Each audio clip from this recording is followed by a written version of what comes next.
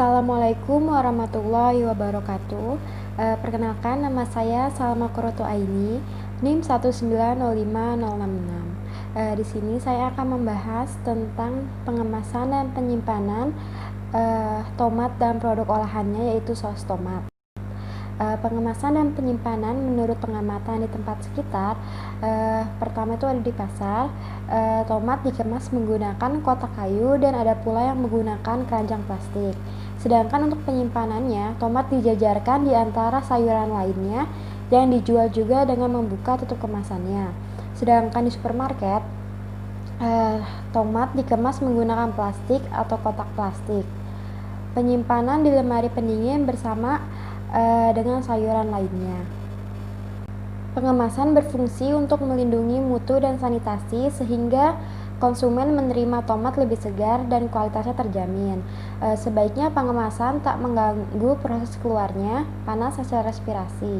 Pengemasan merupakan usaha efektif dalam melindungi bahan pangan atau hasil olahan dari kerusakan akibat pengaruh fisik, kimia, atau biologis sehingga dapat diterima konsumen tanpa cacat.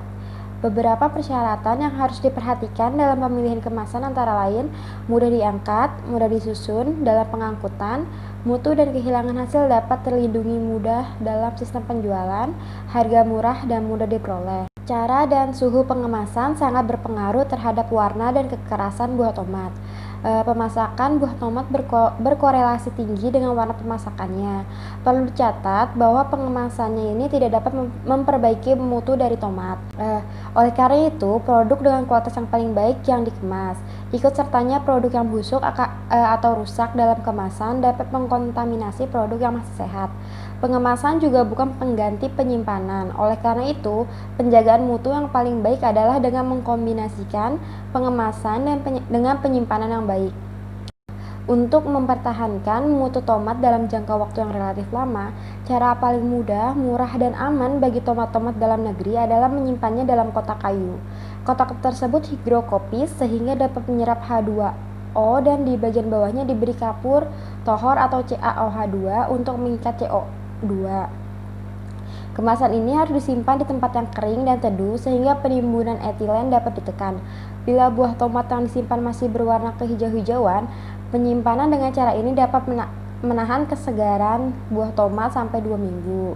Bahan kayu yang dipilih untuk pembuatan kotak kayu biasanya kayu yang ringan dan kuat sehingga mudah dipindah-pindahkan dan dapat dilakukan penumpukan.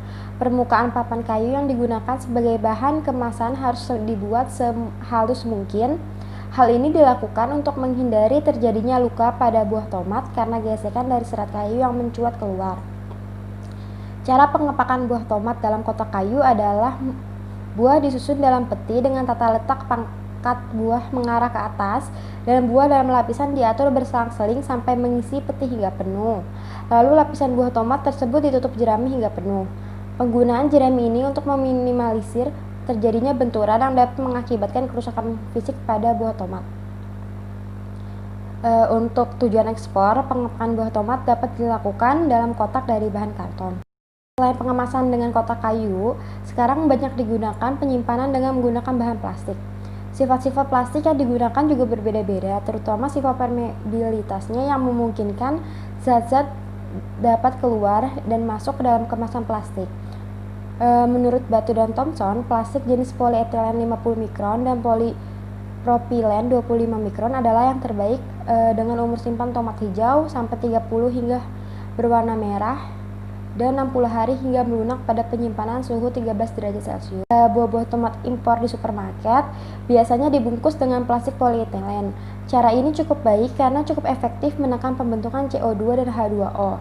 Namun polietilen ini akan bereaksi dengan etilen yang dihasilkan buah tomat, membentuk rantai panjang pilen yang mudah bereaksi dengan lapisan lilin kulit tomat. Sampai batas pembentukan etilen ini kurang baik bagi kesehatan, namun dapat dihambat dengan mengupas kulit buah.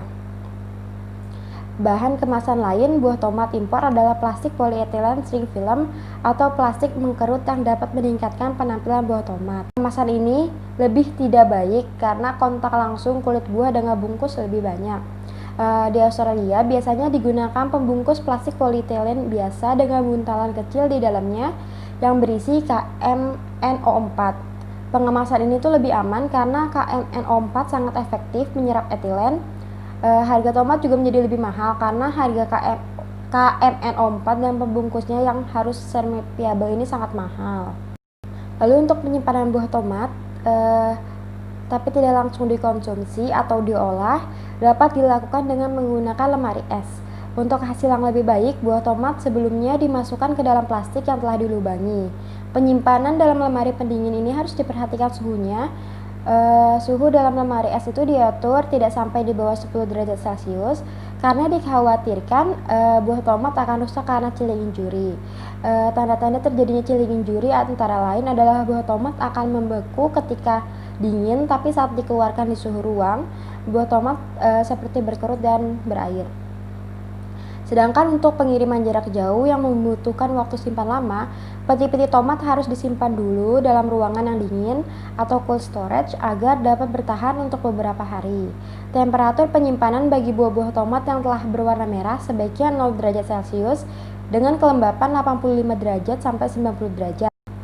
Apabila buah-buah tomat tampak belum merah sempurna, temperatur tempat penyimpanan dikendalikan agar antara 11,5 derajat Celcius sampai 12 derajat Celcius. Lalu selanjutnya ada produk olahan tomat yaitu saus tomat. Untuk pengemasan saus tomat biasanya kita jumpai dalam kemasan plastik, botol plastik, botol kaca ataupun untuk kemasan besar bisa dalam jerigen plastik. Jenis bahan kemas yang baik untuk produk saus tomat adalah jenis kemasan hermetis, seperti botol atau plastik, karena jenis bahan kemas ini secara sempurna tidak dapat dilalui oleh bakteri, kapang, jamur, dan debu. Selain itu, jenis kemasan ini tahan terhadap cahaya, sehingga mampu mencegah reaksi kimia dan aktivitas enzim dalam produk. Selanjutnya, penyimpanan saus tomat. Saus tomat disimpan di tempat yang bersih, disimpan di suhu ruang, tetapi jika segel kemasan saus tomat sudah terbuka, lebih baik disimpan di dalam kulkas supaya saus tomat lebih awet. Sekian yang dapat saya sampaikan. Mohon maaf bila ada kesalahan, kurang dan lebihnya mohon dimaafkan. Wassalamualaikum warahmatullahi wabarakatuh.